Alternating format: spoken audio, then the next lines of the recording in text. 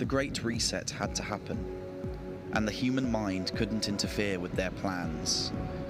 The human mind had to be suppressed. People were thinking for themselves. They didn't need bombs or chemicals. They understood that the most powerful weapon was fear. It ate at the human condition like caged rats around our heads. Our thoughts just rotted, decayed, until the old world had just become a part of our imaginations. By dismantling the core of society, they divided us, making people fight one another. It allowed this to become a psychological war amongst the people.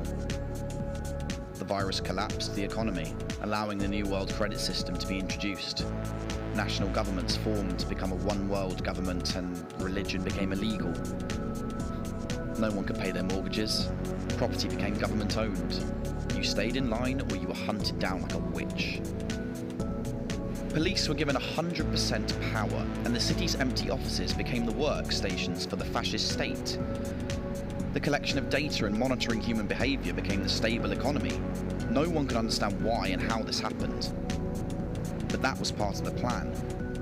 Keeping people disorientated, kept them asleep, and holding on to the system. The lockdowns had mentally worn people down, broken their minds and true understanding of reality.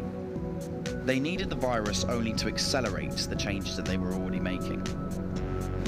It was the perfect smokescreen to bring about their new world order, which they had been working on for decades.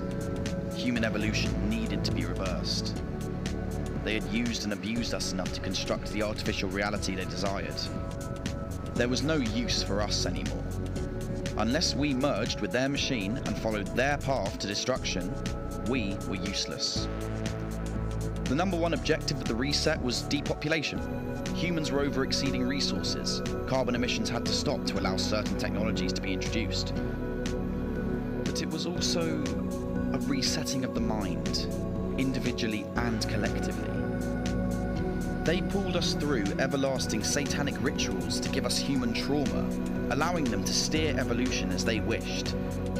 Mental illness had become like the common cold, and by this point, the virus had been forgotten. We were told there was a return to normal, but we were put deeper under their spell. No resistance gave the permission to oppress and do as they liked, but it was only the people's blindness that led them into their trap. But people still could not face the truth, and by not facing the truth, they created a shadow, and when that shadow filled the light, the darkness became so dense, people were blind. We became frozen and led like lambs to the slaughter. We are spiritual beings experiencing a physical reality, but we trapped ourselves in someone else's dream. The dream seems real, but we do have the ability to change it at any time. Dictatorships only exist with followers. You don't have to go with the obedient herd. There is another choice.